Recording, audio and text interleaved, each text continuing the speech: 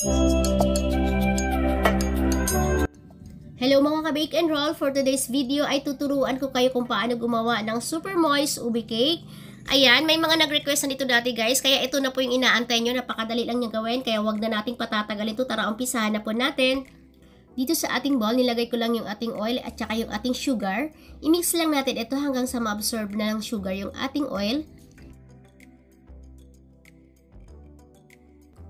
Sunod naman nating ilagay yung ating egg. Bali, 4 large egg yung ginamit ko dito, guys. I-mix lang natin ito hanggang sa well blended lang yung ating sugar at saka yung ating egg.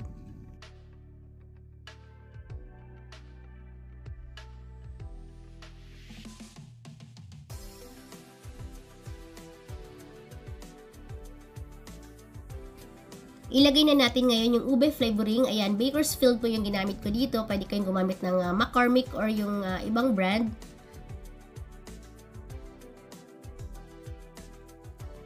Gagamit din po tayo dito ng ube halaya. Ayan, meron po tayong recipe nito dito sa ating YouTube channel. Pero pwede rin po tayong gumamit ng mga ube halaya na nabibili natin sa online or sa mga groceries. Pero mas masarap kasi guys kapag tayo mismo yung gagawa ng ating ube halaya. Ayan.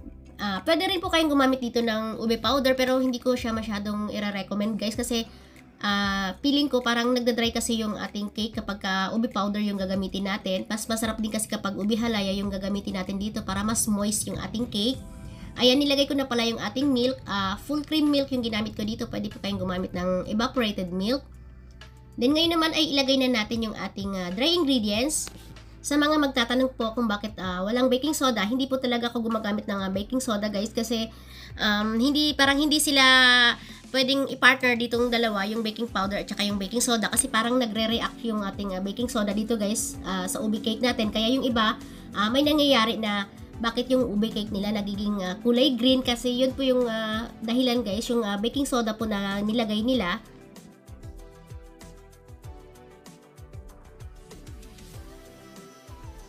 I-mix lang natin ito hanggang sa wala na tayong nakikitang dry flour or mga lumps dito sa ating mixing bowl. Pwede po pala kayong gumamit dito ng strainer para salain yung inyong mixture para sigurado po tayo na wala pong nasasamang mga dry flour dito sa ating ube cake. Nakalimutan ko kasi dito guys na gumamit ng strainer para salain yung ating mixture kaya may nakikita akong konting-konti lang naman na mga dry flour pero okay lang naman.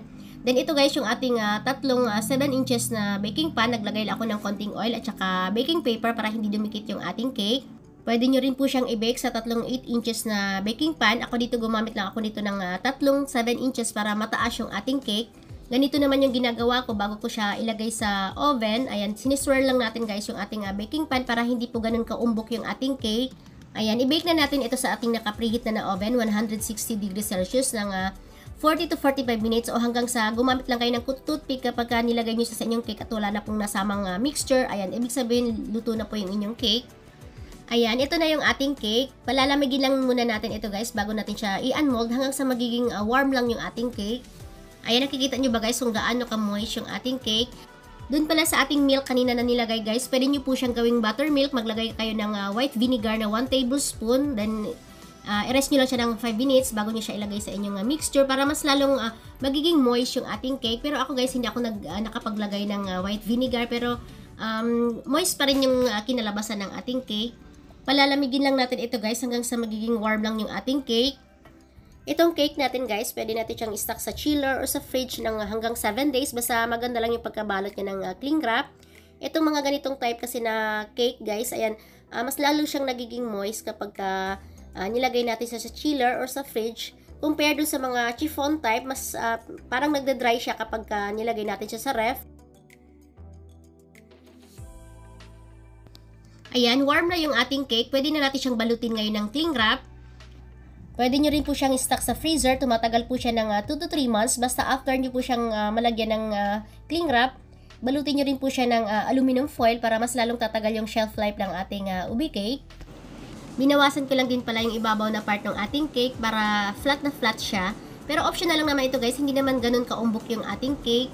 Etong mga ganitong cake kasi guys, yung mga chocolate moist, yung ube moist cake. Ayan, ito yung mga cake na madali siyang lagyan ng icing kasi hindi siya ganun ka maraming crumbs. Parang Kumbaga, stable siya guys, lagyan ng icing. Ayan, sana may natutunan kayong bago ngayon dito sa ating ginawang video. Gusto ko lang pong pasalamatan yung mga nag-subscribe sa ating YouTube channel at saka sa mga palaging nanonood ng ating mga videos. Kita-kits po tayo ulit sa aking susunod pang mga videos. Maraming salamat po sa inyong panonood. Mag-iingat po tayo palagi.